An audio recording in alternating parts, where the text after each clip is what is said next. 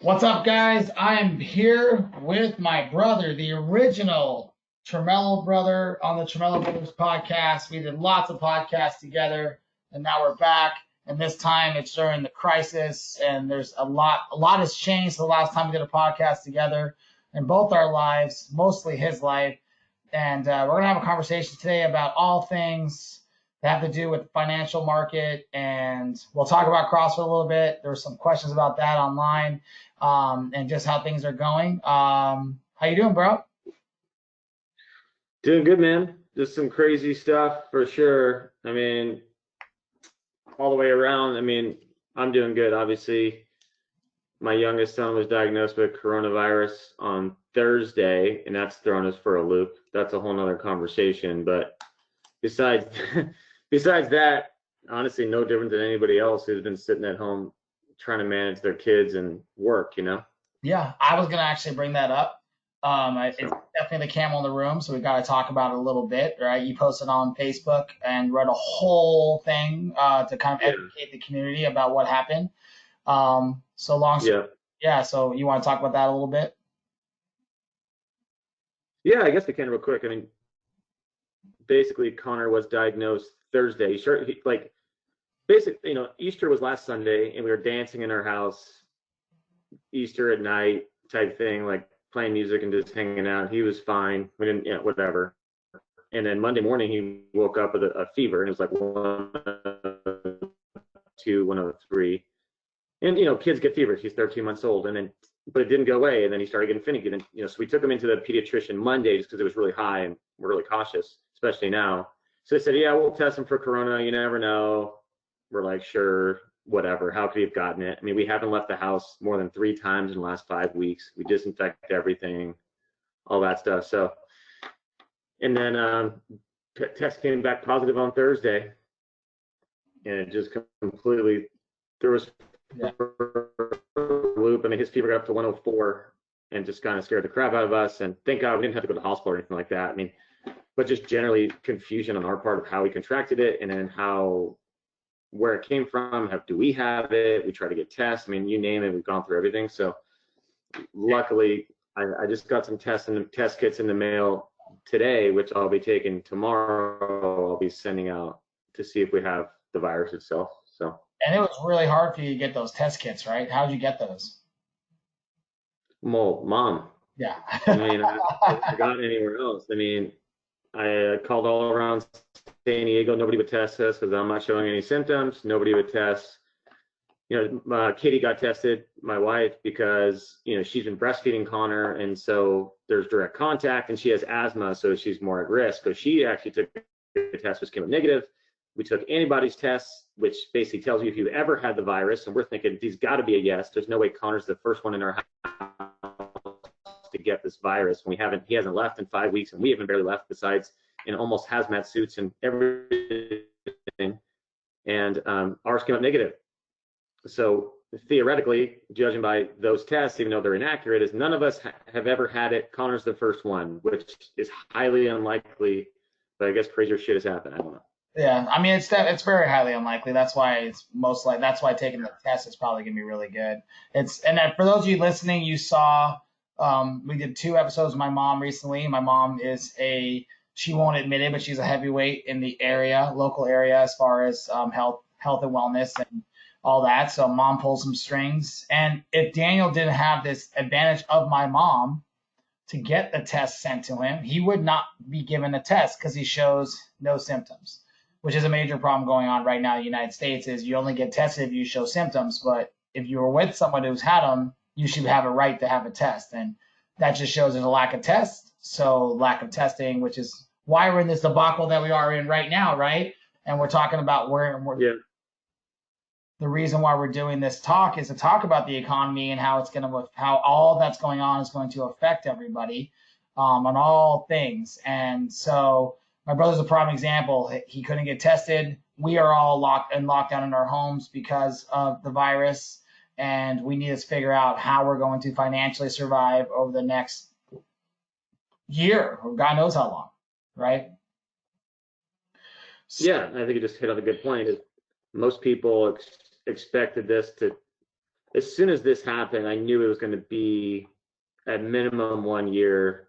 And my mind, by default, I mean, it goes to the economy immediately. Like, I went to, like, a lot of people are saying, obviously talking about health, and that's critical. And my mind immediately gravitate towards like fiscal policy and in the economy itself right away. As I was thinking, holy crap, how many people are gonna lose everything?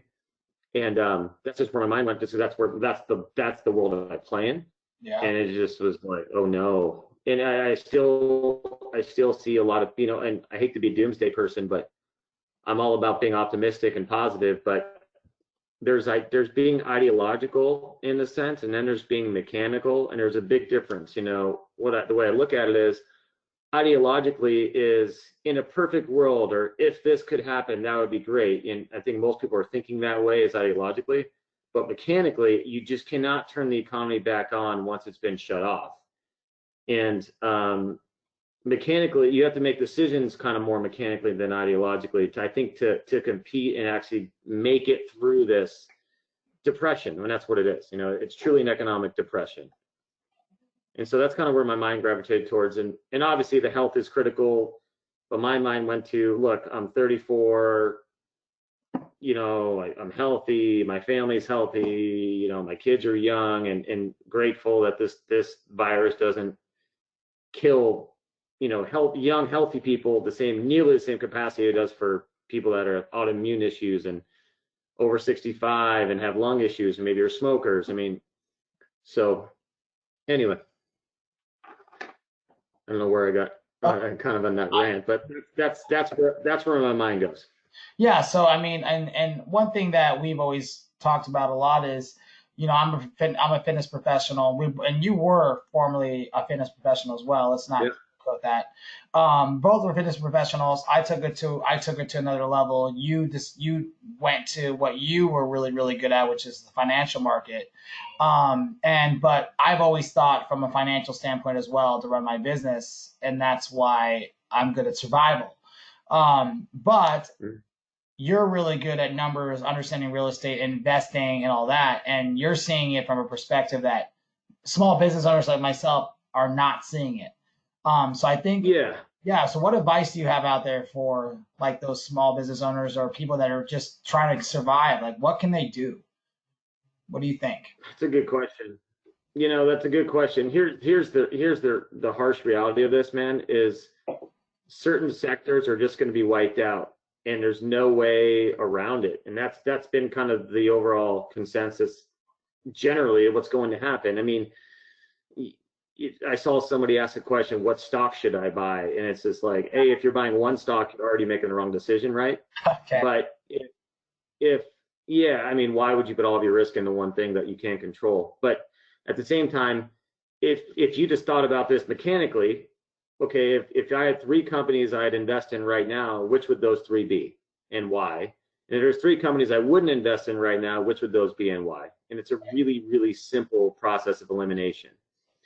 I mean, does that make sense? So when I look at businesses, it's like, especially the small business owners, what they're thinking right now, it's look, money, the economy is actually a really simple machine. It just seems really complex, but it's actually really simple because it's a combination of goods and services. It's a combination of different sectors, right? So certain sectors, like I said, if there's companies I wouldn't buy, and I'll give you only examples because all I could do is allow people to think for themselves. Okay. But I just can't give you and tell you what to do. But I certainly wouldn't invest in a retail space right now, and I wouldn't invest in. I saw Neiman Marcus is going bankrupt. I mean, but retail's been dying for a long time, right? I mean, that's no secret to anybody that they're going to be the first to go. They were almost, kind of a dying world anyway. They were becoming dinosaurs in a futuristic world with Amazon. I mean, and then so the converse of that, whatever's money is spent, money is earned by somebody else. So okay, so if I'm spending money, who's earning the money? And most cash flow has gone towards online stores, Amazon, obviously Thrive Market for groceries, Netflix, Hulu, Disney Plus, obviously Disney, whatever. But like most cash flow is going there. So as a small business owner, the greatest thing about people in general is their ability, and as CrossFitters talk about this all the time, is your ability to adapt, right? Adaptation is so important because you can't control the uncontrollables, like meaning you can't control the world you're in, but you can certainly control what you can control. Yeah. And that's your ability to adapt to every atmosphere. And I'm seeing it already with the smarter companies were already mobile. They already had Zoom, or they could easily, train, the smartest one could train their clients as a personal trainer from home, where the 24-hour fitnesses, for example, that have, then they're looking to declare bankruptcy. They don't have that kind of model. It's a true gym membership model where you go in, you spend $20 a month. And so retail in general is just taking the biggest immediate hit. I mean, that's no secret. Yeah. I mean, I've talked about, oh, go ahead. I cut you off. No, go ahead. Oh, I've talked about No, this. you didn't. I've talked about this several times with. I run a global gym and I run a small studio, and I know the difference in the models. And a lot of people don't understand this. And I've had a lot of people ask me like, why is 24-hour fitness restructuring and going bankrupt? Why is Gold's Gym shutting down 30 locations worldwide? And it's just going to be the other global gyms are going to follow suit. It is what it is. The reason why is global gyms charge $25 to $50 a month on average. Some charge more. And their goal is bulk. How many people can I fit into that sardine can? And most people won't show up, and they'll never cancel their membership. Like I give this story when Daniel was playing professional football. We went to an NFL combine, and we were in Texas. And I needed to take a shower, and we decided to stop at a 24-hour fitness because we both had a membership for forever. And we took a shower in Texas at a 24-hour fitness. And I was in the shower, and I was doing the math of how much that shower costed me because I hadn't been into a 24-hour in 2 years. And it was a $250 shower that I had taken. Yeah, that one shower is $250 because I had not been in that shower. I think we both canceled after that, actually. Yeah, I canceled it immediately after I went home that trip. I was like, I could have paid $25 to drop into this gym and taken that shower. I didn't need that membership anymore. But that's the idea of the model, is that they're banking on that. It's like you don't think about $25 a month. You don't think about a Netflix membership that's $14 a month. It just is. It comes out of your account. You don't think about it. Whereas the smaller boutique gym style of a higher membership rate but less members and community based was always going to last for most people that understood business because it was a personal approach. You knew who that person was. You knew that membership person. You know what you're spending your money on if you're a consumer. Yeah.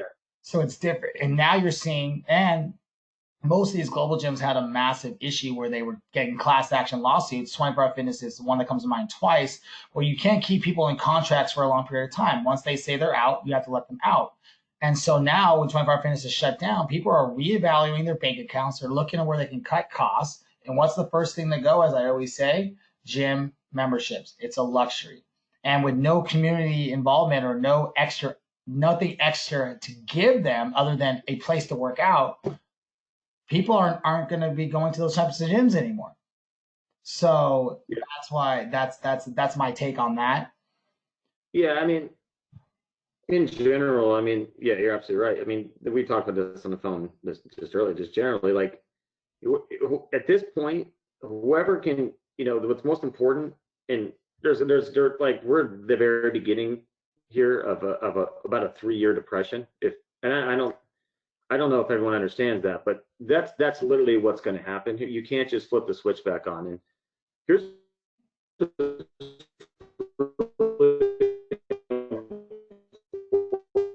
to think about kid, or getting into the new force and in the working world.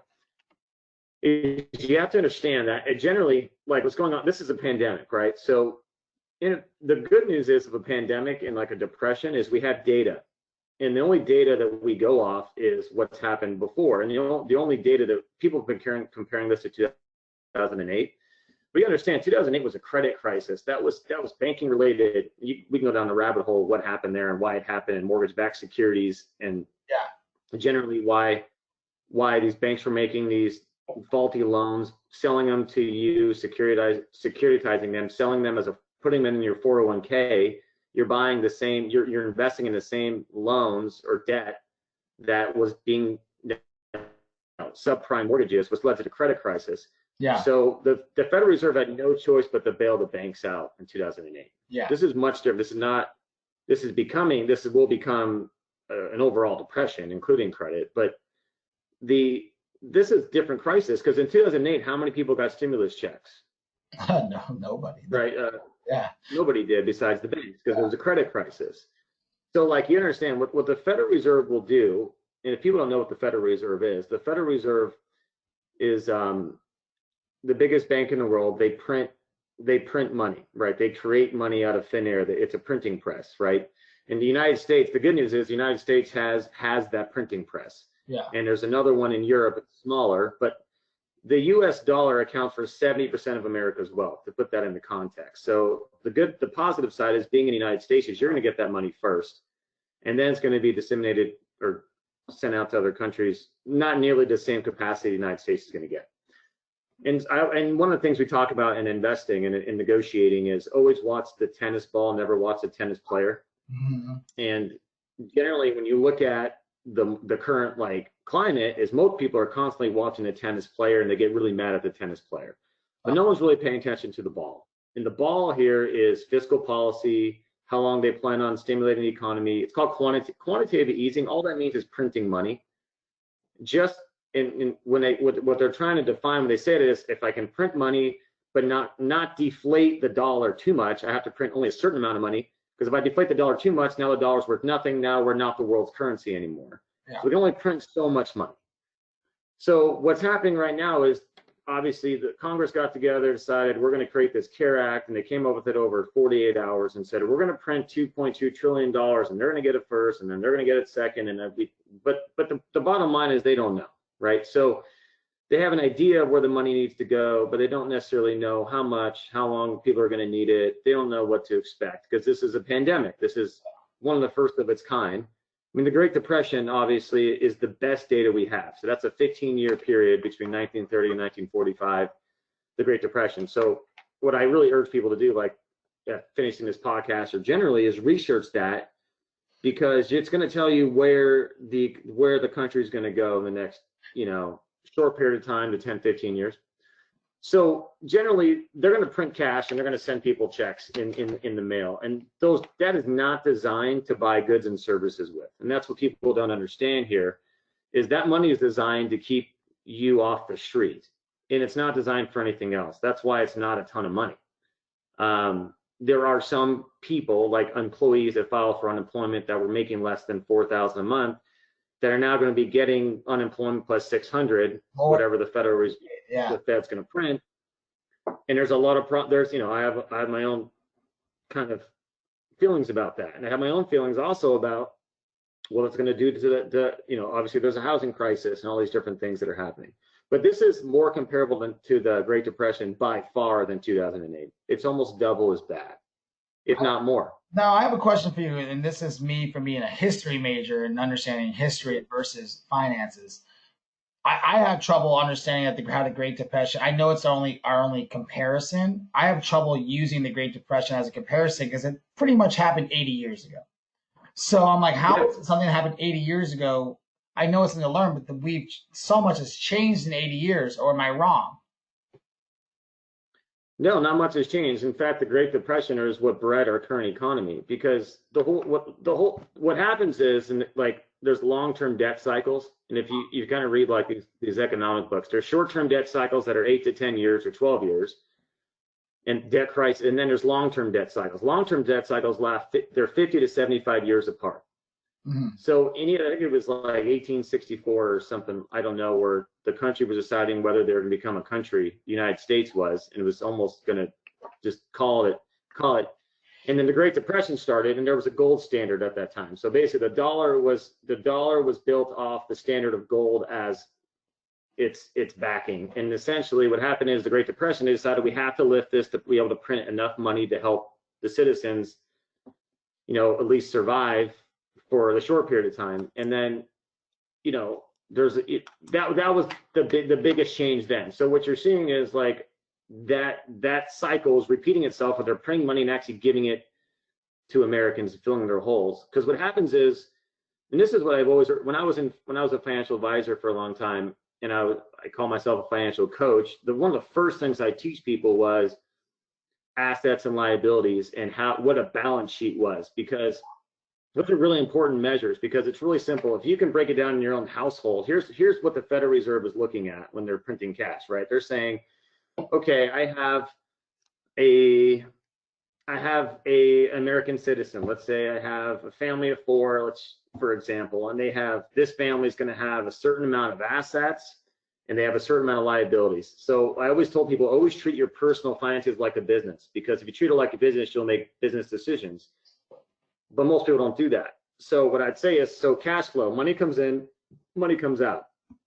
Assets, here's a really simple way to understand assets and liabilities, is assets are anything that put money in your pocket. So if anything that comes in my pocket is an asset. Now, by definition, a liability is just the opposite, is anything that takes money out of my pocket. So one of the biggest probably financial misnomers is that your current house that you live in is an asset. It's actually a liability, because it takes money out of your pocket. You're spending money to live there. Yeah, by definition, it's a liability, right? So what the Federal Reserve looks at is they say, okay, there's holes in people's income and balance statement. Okay, so income, there's a hole in their income. So the first thing they're doing is filling that hole. They're saying we have to fill the hole of income. But the problem is, if they're going to fill that hole of income, it's not going to go towards buying goods and services, right? It's going to go towards surviving for most people. In fact, like I think 46% of Americans have less than $400 in their bank account. 76% of Americans are check to check.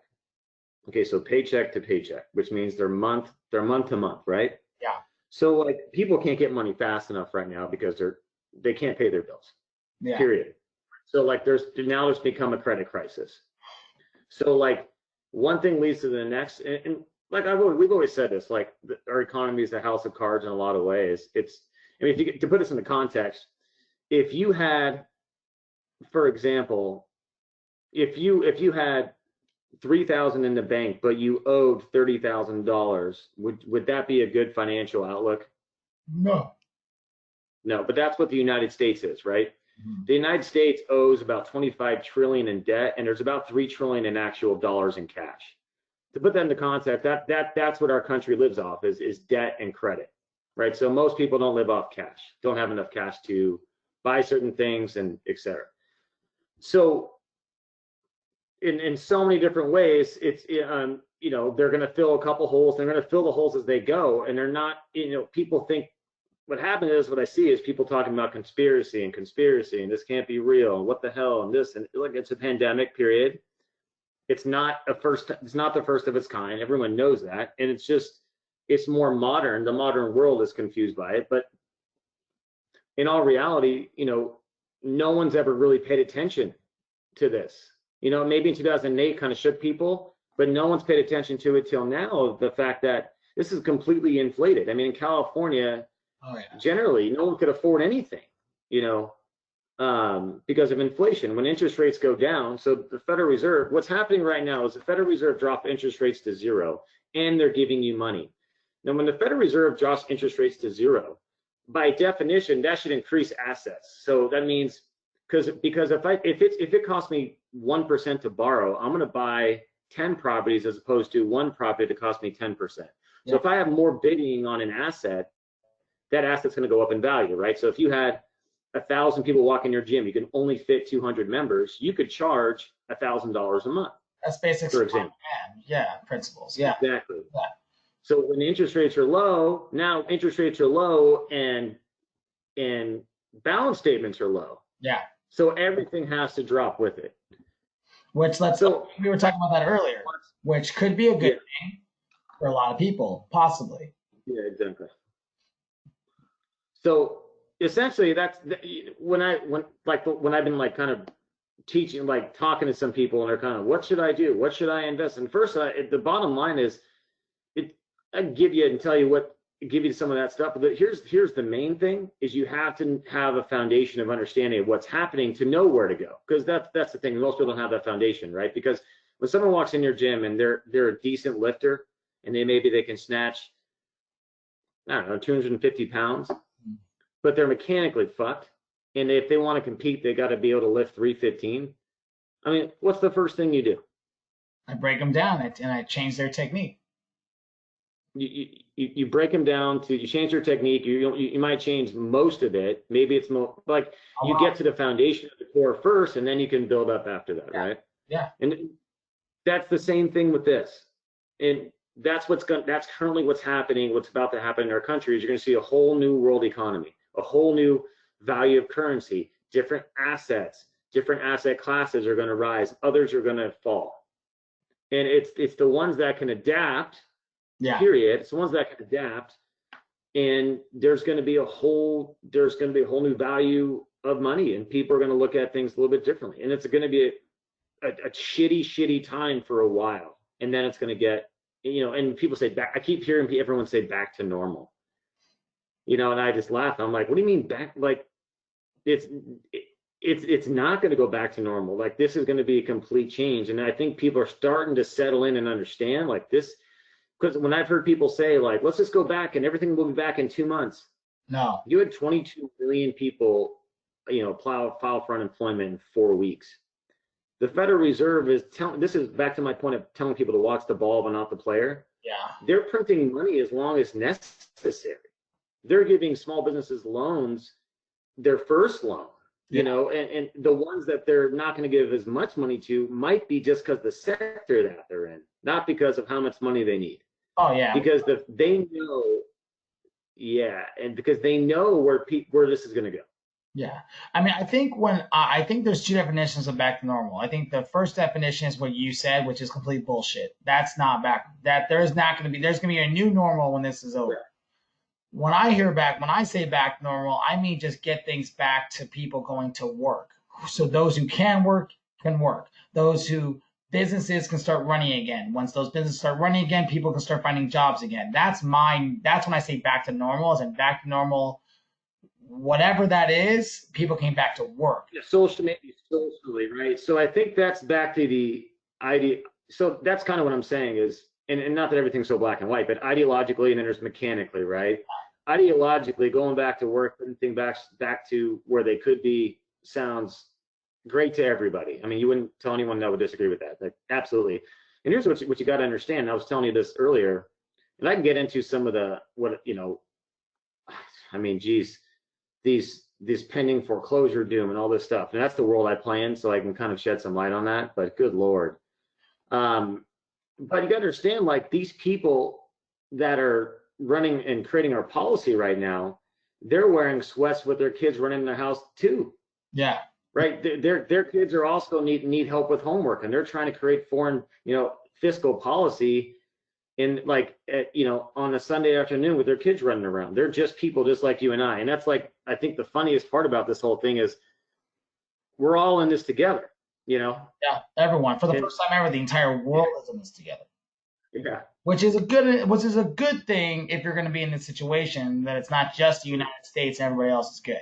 I mean, in a way, if you're going to look at a silver lining in that.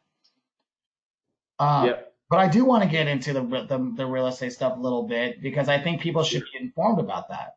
Can you, in layman's terms, explain to people what's going on with that? Yeah. So, like, obviously, I make a living in 4 different companies, 2 of which that are fully operational in the real estate investing space. Let's just kind of leave it at kind of currently now. But like in our world, like the single family side of things, it's going to be really, really, really bad. And I think people know that conceptually. When 22 million people lose their jobs, they're like, oh, people are going to, but I don't think they understand that the policy that was created to kind of lead people. So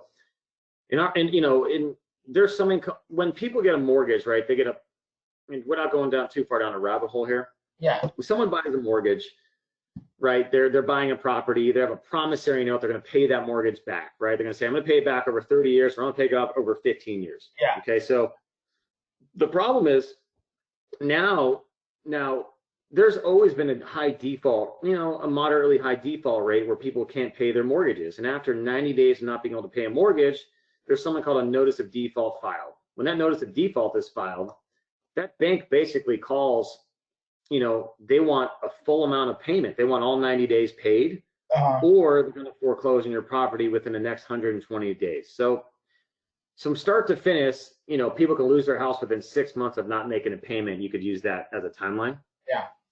Okay, so now the last few years, people that have gone to default, they definitely, maybe a family member passed away, or maybe they did lose a job, and it's not always. Some people, they inherited a property, didn't pay the mortgage. Other people, they've been squatting in it. I mean, for the most part, it hasn't been a ton of law-abiding citizens pay their taxes, pay their mortgages that go into default, that have gone into default.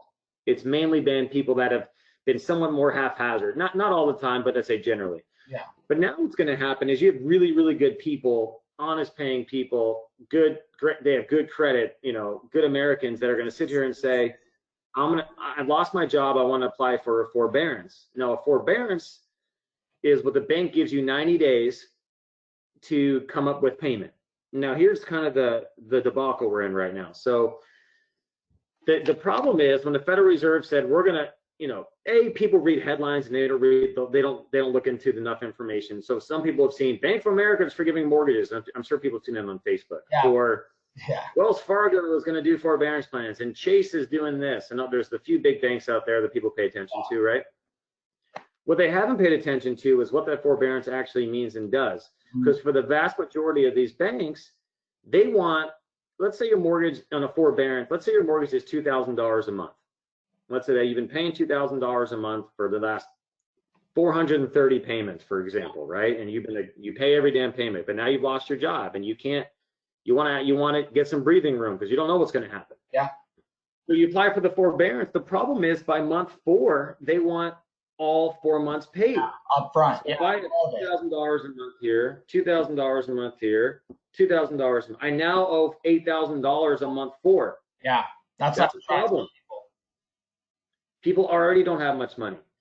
Now, unless people tell their lender, and the Federal Reserve came out with a statement saying we're not in charge of what banks are doing as far as forbearance goes. We hope they're going to make basically the right decision, which means they can put those 3 payments at the very end of your loan, or but for the vast majority of these banks, people are going to be losing their houses hand over fist because this month 4 is going to crush people. Not to mention, it's taking people 4 or 5 months to maybe get their stimulus checks because they didn't put their checking and routing number in the IRS. So now you have a housing catastrophe that's imminent, like it's going to happen. The next 9 to 12 months, you'll see. To give you an idea, in the 2008, the zenith of the credit crisis, just in San Diego County, which is where I live, there were 34,000 notice of defaults filed. Think about that. What is that? That's almost 100 a day. Yeah. That's a lot of people losing their houses. 100 a day of defaults filed. Okay, single family properties. To give you context to that, in 2019 there was 3,400 filed.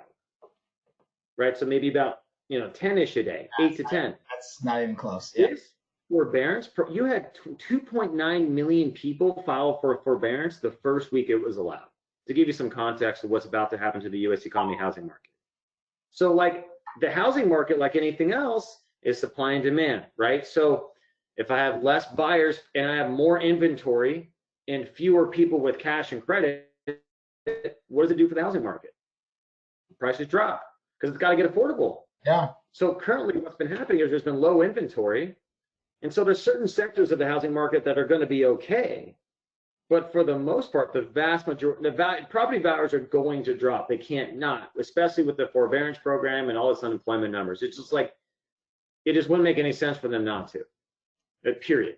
So like that side of things and the amount of people that are going to foreclosure, losing their houses it's going to be horrific and so sad. Like when I saw them come out with those numbers and what they were going to do, it's like, holy shit.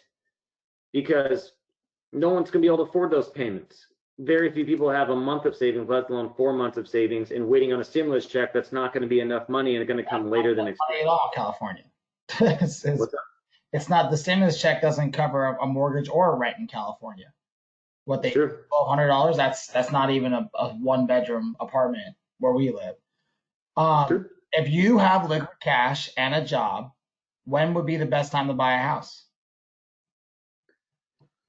That's a good question. What's interesting is and I saw that. Here's the thing though. is why are you buying a house is my first question. Because if you're buying a house for an investment or buying a house to live in for 30 years, it's a much different conversation. Okay. Buying a house to live in long term, absolutely buy it now. Interest rates are low. Yeah. If the price is, if you buy it and it's worth 500 and in 6 months it's worth 200, it'll, as you're going to be there for 30 years, it'll certainly go up in value, certainly past where you purchased it. You know, that's fine.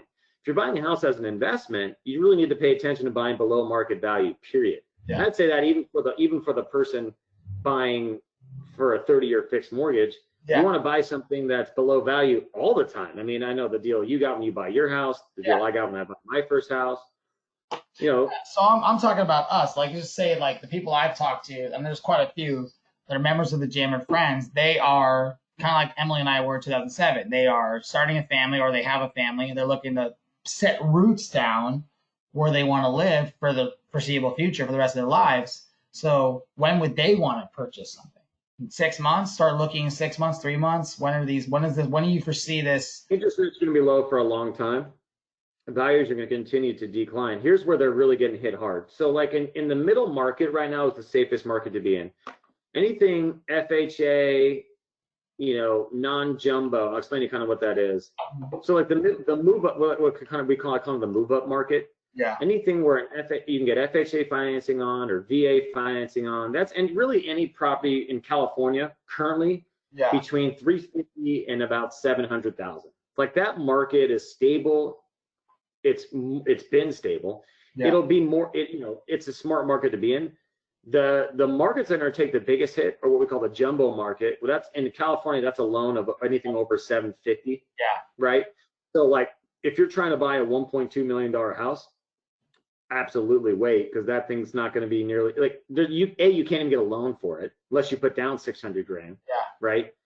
But you can't even get a loan for that property, period. Like people aren't lending, like those can't be securitized. They can't be sold. No one's buying those loans because they're expecting the market to drop. The other market that's going to lose, that's kind of being decimated is this, what we call the non-QM, which is the stated income loans, like the lower, the 2 to 400,000 in California, maybe 2 to 300,000, where you can get by with some bank statements and, you know, but those people though, there's not many buyers there anymore because servers and retail workers and, you know, a lot of personal trainers are just out of work, right? So they're not gonna be able to really get a loan. But that middle market is more stable. At the same time, it is changing every day. So what I would say is if someone's, you know, the best time to buy is when interest rates are low. If you're gonna be there for 30 years, you know, if you're okay with your net worth on paper dropping in value, but you can still make your payments, and you have a good job, healthcare, technology, you know, something really stable, you should be okay. Or government, you know, if you have an unstable job, don't buy anything, period. That is for a fact, unless you can find a great deal. And that's what I do. I find great deals consistently. Like that's our business, is finding well below valued properties where we have so much room. The nice thing I like about real estate is it moves a lot slower than the stock and bond market, because I can track it. It's very hard to, I've seen people like the market, if you ever go into Yahoo Finance, I look at it every day, but I'm constantly seeing like, you see a lot of greens and reds, it's because it's unstable. Yeah. It's like, you know, from a length in layman's terms, it's hard to nail down. Real estate doesn't move nearly that fast. So it moves slower. So you can start to kind of see trends and see what's happening. So I'm saying the next 9 to 12 months, the foreclosure market, if you're eyeing a property that's 500 grand, that thing you might be able to pick that up at auction for 300 grand in about 8 to 12 months. Is now a good time to upgrade your home? If you have a small home and you want to go to a nicer, bigger home, would that be a good idea? If it's within that, if you're not in jumbo, yeah, it's fine. If you have a stable income, interest rates are low, right? So whenever interest rates are low, now are you expecting that asset to increase in value? Don't. No, yeah, because it's not. Now, just also know, the same time, that middle market, you know, and I'm not a complete specialist. I mean, I know enough here, but there's a lot I don't know what's going to happen. A lot of people, nobody knows. But that middle market is the strongest market by far. But you know, the amount of job loss claims here certainly going to affect that. I mean, if you're okay with your asset value on paper dropping, but you're going to be there for 30 years, that's why I said the main question is, what's your point of buying? Yeah. You're going to be okay. Interest rates are low. You have a stable job. Great time to buy. I completely agree with that. And I work with a lot of real estate agents on a daily basis, and they're always going online and talking about everything's going to be fine. It's not going to be fine. But you got to tell people what to expect. This is not going to be fine. This is not a normal time. If someone's going to go to like I said, a jumbo loan, like they can't even get the damn loan, but like, no. But the move up market is the best market to be in, for sure. Interesting. Those properties, like we sell them, we probably sell, I don't know, 5 to 10 a month sometimes. And those middle market properties, you got to understand what's really funky about the time right now is there's still low inventory in that market, which means there's not a lot of them because they go so fast. And so appraisals are actually coming in higher, which is kind of funky. So, you know, appraisers are going to go into a property, look at supply and demand and look at the property and say, this is, you know, it's still worth 550. Yeah. You know, even though there's 24 million people that apply for unemployment, because that in California, particularly with the overcapacity of people, this is what I always tell people when it comes to investing is I tend to stick to what ends up happening is I tend to stick to, if you want values to kind of, they're going to kind of stay a little bit higher, stick to Democratic areas in liberal areas. And the reason why is that is because Democrats and liberals don't like development. And so since they don't like development, there's a lot of renters in those areas because they're not going to build out like they would in Texas, where property values are always going to be 200 grand because there's million and a lot of inventory, but they tend to build up and there's a lot of renters. So like, you know, obviously San Diego, LA, Chicago, New York, you know, Miami, you know, these have always been really good places to own real estate to increase in value. Interesting. That's really interesting. High density of people. Democrats don't want to develop. Interesting. So like at the same time though, another market that's going to go crazy is Las Vegas, because that's such a volatile market, and it's so dependent on the Las Vegas, you know. So it's like, and immediately, you know, but here's the pros and cons. The cons of Las Vegas is that market's being decimated right now because people can't go to work. Oh. And people don't go to Las Vegas if they can't go to, you know, can't go and hang out and go into casinos, and so that light switch is off. But those values, the nice thing about Las Vegas is those light switches flicker right back on just as fast as they turn off. So that market is going to be really hot. We're going to be doing a lot of purchasing out there, I presume, the next 12 to 18 months. I mean, period, because you have like exactly what's, you know, exactly what you expect to see. And like, you know, the companies that we follow, go ahead. I compare Vegas to the old, like, you know, you watch an old movie and it's the town mill, and then the town mill closes down and the town gets decimated. Well, that's Vegas. That's the strip. Yeah. Strip is the town mill. Yeah. And if the town mill gets shut off, town's fucked. And that's I tell people all the time. So like, it's gonna be interesting to see how like places like a Vegas or like a, you know, downtown New York City, like Broadway area, or like downtown LA, how those places react, because that is like the mill. You know, even I also bring up, like, you know, when we grew up in Newbury Park, there's Amgen. If Amgen has any snacks at all, it hurts the economy of Thousand Oaks quite a bit. You know, of course it does. Very, very interesting stuff too. It's all supply and demand. You know, and like that's the biggest thing with people right now. I mean, I don't know, right? Everyone's got different careers, and like I kind of wrote down a couple. I didn't even get to some notes. It doesn't matter, but essentially, like,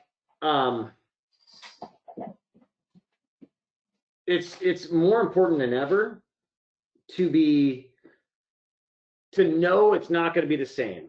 Yeah. And I think everyone needs to come to terms with like what is going to be their new strategy going forward of bringing in money, right? And companies are going to make some different decisions. Like we're flirting with, to put this in a context, I mean, we're building what we presume to be, I mean, I could say this, you know, close to a 50 to potentially $100 million evaluation of a company. I mean, this is literally what we're currently, and we're talking about everyone staying from home. We're actually having those conversations of, do we even need an office? And we're not talking just right now. Obviously, we don't need one. No, I get We're talking like in the next at all. Well, Do we actually need the headquarters? You I've, know, I've said this quite a few times. I was like, a lot of companies, and you are one of them, are now learning that why am I paying overhead for an office when I can just issue computers out? It's significantly cheaper and I can have a workforce all at their house. It's also been studies that people work more efficiently from home. That's been out there because they're not screwing around the office. And then that's going to affect landlords and office managers and all that because now there's not going to be people renting out space. the retail world, and I was telling you this earlier, is, I mean, I don't even know what to think. I mean, if there's anything that's going to, we can go and we can probably do another show on this stuff, but the retail, all I can say is, oh my Lord, because if there's anything right now that's going to fail the quickest and the fastest, it's that. You got to understand, we always talk about leverage, right? Yeah. And what leverage is on a basic level, if you have $1 and somehow you make that dollar into $7 only using that $1, but that $1 is, it's everything for you because it's your current leverage, it's your collateral to be able to borrow more money. Yeah. So in an economy that we've been in the last 8 years, we call it having loose money, which means interest rates are low, which means it's easy to get cash. Yeah. So these retail space people, they're constantly using leverage. It's called land banking. So if I own, and by definition, that sounds scary. Yeah. Right. If I'm a developer, because I own land, I'm going to bank off that land. I mean, so I'm going to borrow against that and buy other assets. Since interest rates are low, my assets have increased in value, right? I'm basically living off debt. Okay, so what happens is I have low interest rates, I start to leverage, but now all of a sudden, as soon as nobody can pay rent, I mean, you saw it, like Cheesecake Factory immediately was like, we're not paying retail. Subway's like, we're not paying this. All these big, franchise companies, whatever, and plus the mom and pops that you're just trying to get by are not going to pay, which means now this is like a massive collapse of the portfolios of these is that what's screwed up is that in the stimulus package, the banks got nothing or nothing was in the stimulus package to help out landlords. So the only way landlords were getting any money at all was if their tenants got money and could pay them. Like I said, that was by design, and that's what I've been. So like what I'm trying to say is what I've been paying attention to is I'm watching the ball but not the player, right? Yeah. Like if that's not a mistake, because what those landlords don't have a lot of liquidity. Like if they do, they're going to make it through this. But those same retail spaces that were $3 million, I don't know what they're going to be worth in 12 months, 6 months. So like, not to mention all the commercial spaces and all these commercial buildings and all these. I mean, this is a real life catastrophe. I mean, this is why when people say there's something behind this, that there's something behind it, I'm like, no, it's just truly a pandemic. Like nobody prepared for this. So everything collapsed as quick as it will, as quick as it has.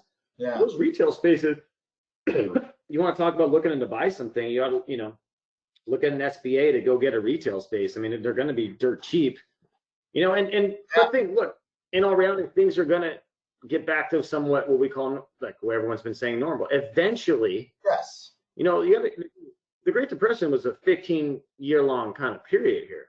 And really it was lifted, and I already can tell you what Trump's going to try and run off when he goes back. But World War II was one of the major catalysts getting everyone out of the Great Depression. So war, now it's not good for it's proven to not be the highest use to get the economy up and running again.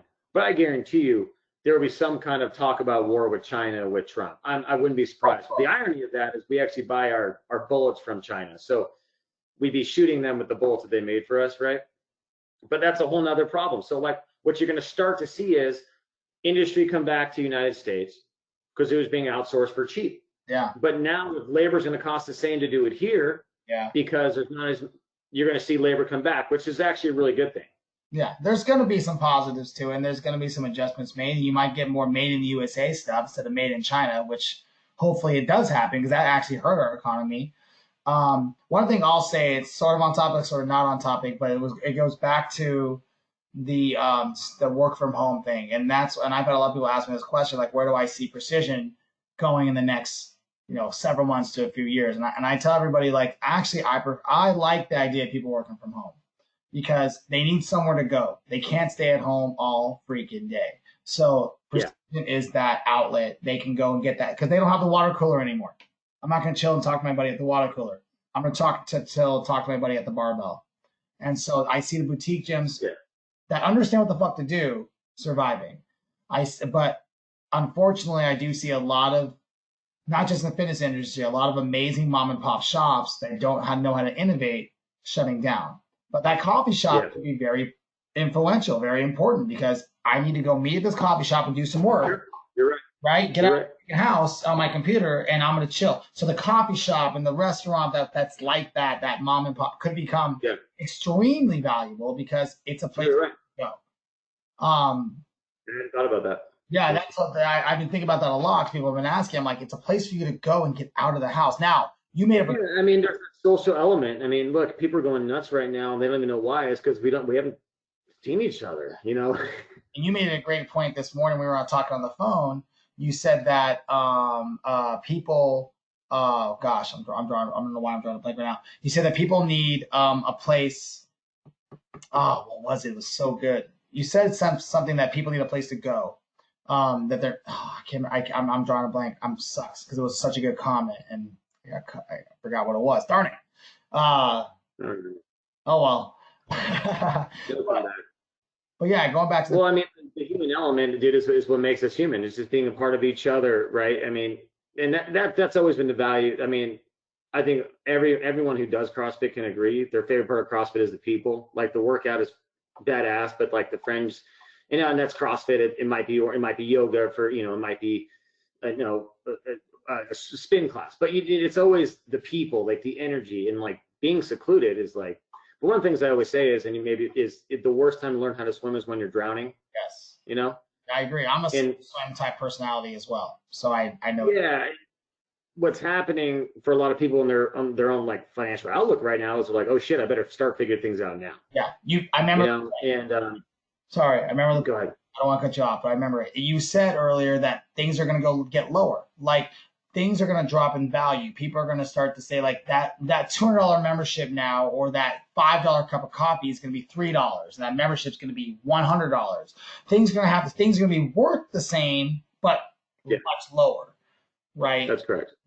And in California, where we live, that could be extremely valuable at this point because things have become so overinflated in this state. Right.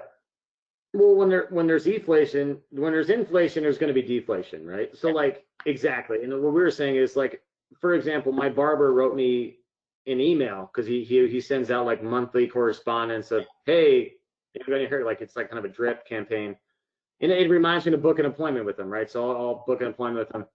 And I wrote him an email the other day. This is before I knew my son was diagnosed with corona. So I was like, hey man, could you come to my house? Like, and he responded back. He's like, I could come to your house, and because he's struggling. Yeah. Now I think I usually pay him like $40 for a haircut or something, right? But if I said, hey man, I can only afford 20, do you think he'd turn it down?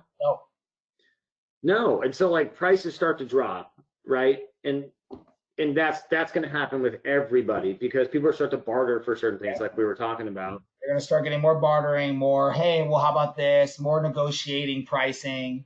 Well, it's already happening now. So like when I buy real estate properties now, I literally drop my purchases by over 5%. That's a lot of money. To give you the context, that's 25 grand on a $500,000 house. Yeah. I'm getting offers I wrote on properties 4 or 5 months ago. We had one come back from 6 months ago. They didn't accept our offer. They said, we don't want to accept it. It's not the price we want, right? Too low. Now calling us back saying, could we take that offer that you wrote? It's the same type of conversation. So by definition, so now when I buy that house at 300,000, for example, as an investor, and like that same property, that's now a comp. That's what we call a comparison, right? So when the next buyer and the next agent says, well, let's look in the area, let's see what's sold for what price. Now we renovate properties, right? But to give you some context, they're going to say that one sold for 300. I know you want to sell yours at 400, but I don't know if you're going to get it. Yeah. Because now that's a comp. That's a data point for a buyer, right? It's the same thing. So like prices are dropping. Yeah. But to your point, what we talked about is incomes drop, prices have to drop. Yeah. Otherwise, nobody can afford anything. So it's a whole new world that everyone's getting into. Yeah. You know, and what's so ironic about this stuff is like, and I wanted to bring this up, and it's just like the mortgage crisis that is kind of happening, and what's going to happen is so funky to me, because especially in California, I've always, in financial planning, like I always had a lot of pension clients, right? CalSTRS, CalPERS, California pensions. And I always just kind of like, you know, those pensions are in 401ks, right? Those are most of the investments, the buyers of those pensions are they're buying mortgage-backed securities, right? So they're investing in bonds, mortgage-backed security bonds, right? So meaning like if I get a mortgage, my lender can sell my mortgage immediately to a servicer, and then that's how they make their immediate money. Now the servicer is servicing my account, right? So now they don't always, right? Let's say they sell my debt. Okay, that debt becomes securitized. That securitization turns into a mutual fund. There's bonds. Those buyers are pensions. Okay, pensions, 401ks. The irony of all this, if people not paying their mortgage, this is why the banks are not going to be very lenient. I mean, some of them are. People not paying their mortgage, renters not paying rent. The irony is the beneficiaries of you paying your mortgage is you in the form of pension later. What's just so ironic about this whole thing is it's like, okay, if you don't pay your mortgage and rent, if you can, like that's one of the worst things you can do. If you can, you have to pay it. Yep. If you can't, like, okay, that's understand, like it is what it is, and you know, and started, you know, but the very beneficial, so like it's a pension crisis. Yeah. So in California, you're going to see the first bailouts going to pensions, like almost first, like, you know, retail, I don't know where that's on the list, but like that's the irony of this whole thing. It's just like, I mean, it's gonna change. You know, and so more money will be printed to go there, you know. The game's gonna change. Landlords are gonna have to adjust. I mean, it is what it is. Everyone's gonna have to adjust, and at least we're all in the same boat, you know. And that's kind of where it's at. But I think you said it the best. As long as you have to educate yourself on what's going on, what's happening, and the more you know, the more education you have, the more you'll be able to adapt to the times. You gotta follow the money. If you pay it I mean, what I pay attention to is I don't pay attention to the noise, the emotion. It's so easy to. I mean, I don't know if I've watched the news since I moved out of my parents' house. You know, I don't like a mom and dad's house. Like I don't know if but not that you shouldn't watch the news. I'd obviously pay attention to the news, but as far as like really pay attention to what's going on, the policy is really important because you can be. Here's when we first got into this, and one of my business partners said this to me, and it really resonated. He said, "Look, coming out of this, there's going to be winners and losers. No one's really going to stay the same. The winners are going to take the right adequate action to move forward and make the right investments. They might make some mistakes. Like everyone's going to make mistakes. No one can guess anything. I'm no, you know what I mean? But like, and then the losers are really people that just do nothing and just wait. And that, you know, you got to do something. I mean, a decision is better than no decision every time. Yeah. So some people have to make some decisions, and starting now, if not before, of like, okay, if I do have some cash, where am I going to put it? If I am in a lot of bonds in my 401k, should I move that to money market? Should I move that to a CD or something? I mean, I know my financial advisor is saying, keep investing, you know, not that they're wrong, yeah. Right? But you really got to educate yourself on this. I mean, and in all reality, like the quickest way to go broke is trying to time markets. And I always see people trying to time markets. So maybe if I start shorting the market now, right? Yeah. Okay, and here's what you got to understand though too is there's two different markets. There's a current market and there's a lag market, right? The lag market is kind of what's happening. So the stock market worked kind of funky because what people are seeing is like been an increase in the Dow, like, or a slight increase in stocks right now. But you understand is, you know, the market is about 2 or 3 months behind because what you're seeing is all that debt being bought, right, cashed out. So you're seeing a surge in equities. But as soon as that's pulled out and there's a real market, you're going to watch a global, like a consistent decline, right? So like a smart investor that pays attention to that every day, which I don't, I'm not into the stock and bond market nearly what I used to be, might think about shorting the market in the next 3 to 4 months. And that means betting in its decline, maybe not current, but like there's examples of things you could, but if you're educated and know what you're doing, you can pay more attention to, what's happening and knowing how some of the markets work. And then on the real estate side, like I said, I've always liked the mortgage that just moves slower. Yeah. I can it's easier for me to do it. I can pay attention to it. I can see it, and, we've consistently, annualized ridiculous returns. I honestly we're doing our books and quantifying but absurd returns because we forecast, we know what we're doing on purchases, I mean, if we just did 4 deals a month, for example, we're looking at a 50% annualized return. And we do close to, some months we'll do close to 8 to 10. Yeah. So like, as opposed to just trying to put a dart in the market and hope it, I just think like don't make that mistake. And you have to just own certain asset classes you may have not thought of before. And that's what I'm looking into too, is other asset classes that I want to put a little bit of cash into. But I mean, those are some thoughts. But like, for the most part, I mean, like generally the people just have to understand like this is not a short-term thing. Yeah. It's just not. It's going to be a complete new change, man. Yeah. And probably time to wrap it up. We're going a long time, so we got to get people. We could definitely do another one though. But in wrapping it up, I guess if you can give somebody one piece of advice right now, what would it be? Loaded question, or? Yeah, I mean, it depends what situation, but like, dude, one piece of advice is average person. It's probably more than a few, but one piece of advice is pay attention. I think back to what I said, watch the ball, not the player. Mm-hmm. That's the one thing I can tell people to do, is if you can follow the money and where it's going, then you can track where your next move is going to be. Like if I was going to be doing a commencement speech right now at a college and said, there's 2,000 graduates and all of you guys are so amazing. You work so hard, follow your passions. I would not say follow your passions. I'd stop it right there. I'd say follow the money. Wherever the money is going. Now, we all have different goals, right?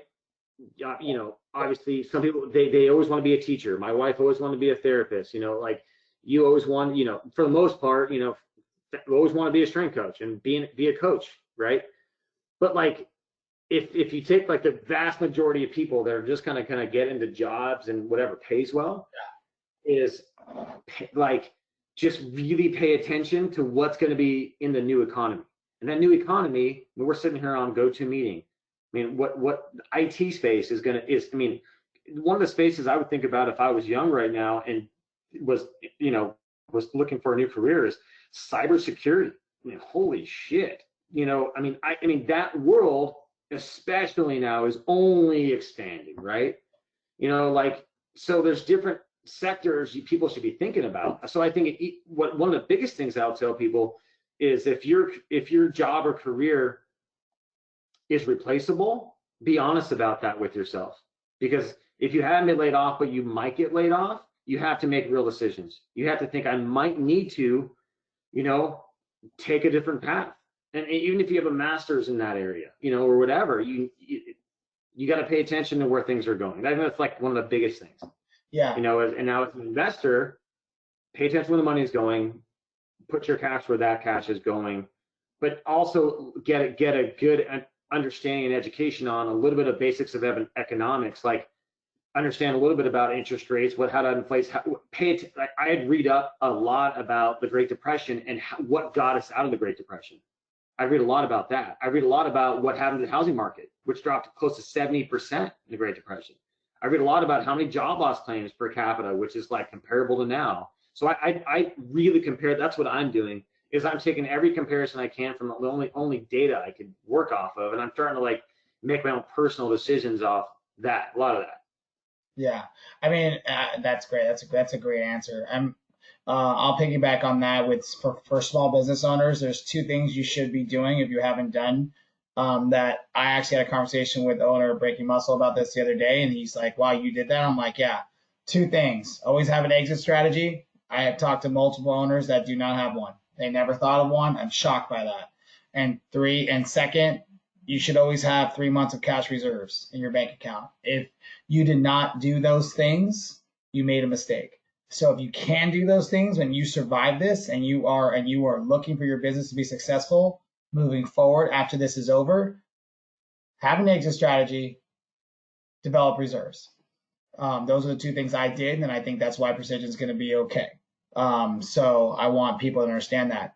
So yeah, great podcast, little bro. That was awesome. I think we'll definitely do it again. I think people will really enjoy this. There's a lot of great information there that they're going to be like, wow. I mean, you said it. So many people think that they're going to go back to things as is when this is over. And as we were talking, I got an alert that Disney just laid off 100,000 employees in Orange County. So it's holy cow. It's kind of, I don't want to keep going much longer, but Disneyland's not allowed, no amusement parks are allowed to be open all summer. What are they supposed to do?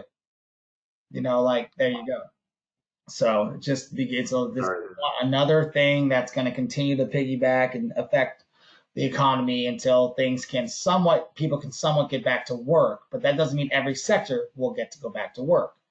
That's a sector that will not get to go back to work because it's an amusement park, and amusement parks are not going to be really go up and going for God knows when.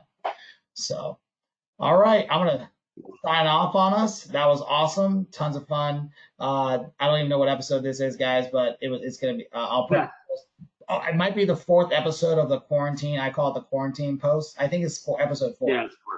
It'll be awesome. And you guys have now met almost all of my family. You've met my mom, you've met my sister-in-law, Daniel's wife, and you've met my brother if you haven't seen them already. All right, guys, thanks a lot. And check it out. Share it with your friends.